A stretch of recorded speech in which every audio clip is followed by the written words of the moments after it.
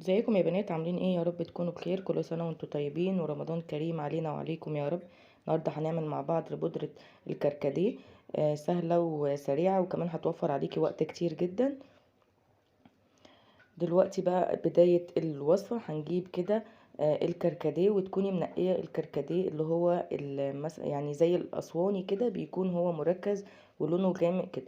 دول حبة صغيرين كانوا عندي، انا لسه ما جبتش الكركديه.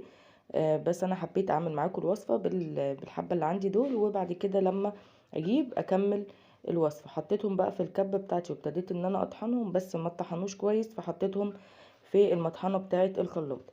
هبتدي بقى ان انا انخله يعني في المصفى السلك ديت. هو طبعا عشان خاطر ناشف وخشن كده مش بيتطحن معانا بسرعة، فهديله طحنة كمان زي ما هتشوفوا دلوقتي. يا ريت ما تبخلوش عليا بلايك وشير وسبسكرايب، ولو مش مشتركين في القناة تشتركوا وتفعلوا الجرس عشان يوصل لكم ان شاء الله كل جديد. هنا كده انا نخلته كله وضربته، هتلاقوا فيه لسه حبات كبيره بس هي ما اتطحنتش. هبتدي ان انا دلوقتي اشوف معيارهم قد ايه عشان نعرف بقيه المكونات بتاعتنا اللي هنحطها. هم عملوا معايا الحبه اللي انتوا شفتوهم الصغيرين دول، عملوا معايا نص كوبايه من الكركديه. طبعا انت تقدري تزودي الكميه وتقدري تعملي كميه قد اللي انا عاملاها كده بالظبط. هحط بقى نص كوبايه الكركديه، والمكون التاني معانا وهو كوبايه من السكر. السكر الخشن، مش سكر بودر، السكر الخشن العادي اللي احنا بنشرب بيه في البيت وبنعمل بيه ايه الشاي بتاعنا. هنبتدي بقى ان احنا نقلب المكونات. لو انت بتحبي مسكر اكتر ممكن تحطي كمان ربع كوبايه من السكر. هبتدي ان انا اقلب المكونات الجافه كده مع بعض زي ما انتوا شايفين. والمكون الاخير اللي معايا وهو معلقتين من المية، مش هستخدمهم كلهم. بصوا انا حطيت في حدود معلقة واحدة كده يعني.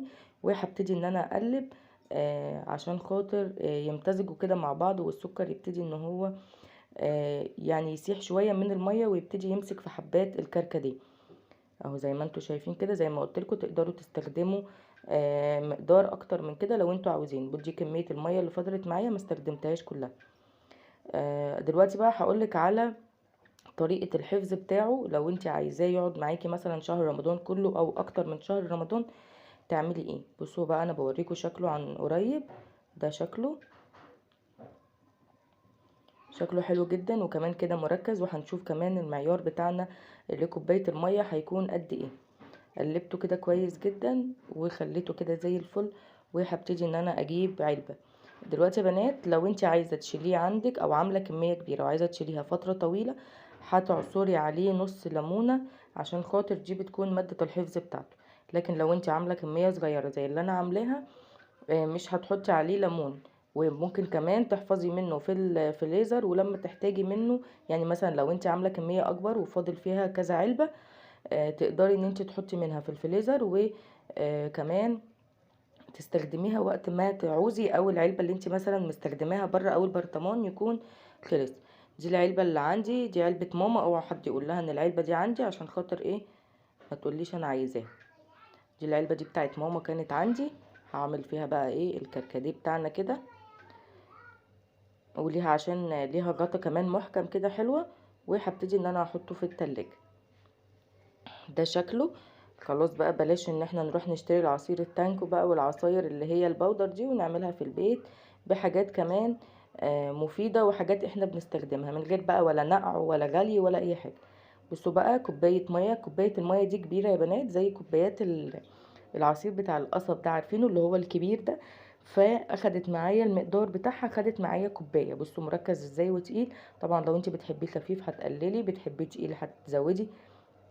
انا حطيته في الكوبايه دي عشان اوريكم المقدار، وفي نفس الوقت انا لسه يعني لسه هصفيه بمصفى سلك في كوبايه تانية. بس انا بحب اسيبه كده بعد ما اقلبه ان هو الكركديه بتاعه يرقد تحت كده، يعني ينزل في قعر الكوبايه عشان خاطر لما اجي اصفيه ما ينزلش في المصفى.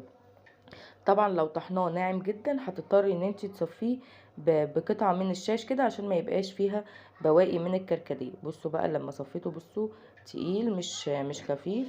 كمان كان طعمه حلو. بصوا الشوائب اللي هي طلعت منه مكان الطحن. وكمان لو في شاشه هيكون احسن يعني وافضل، لانه هيطلع باقي الكميه. دي الكمية اللي عندي اللي انا طلعتها، وده الشكل النهائي. اتمنى فيديو النهاردة يكون عجبكم، وتجربوا الوصفة وتكتبوا لي في الكومنتات رأيكم. اشوفكم ان شاء الله في وصفة جديدة وعلى خير، مع الف سلامة.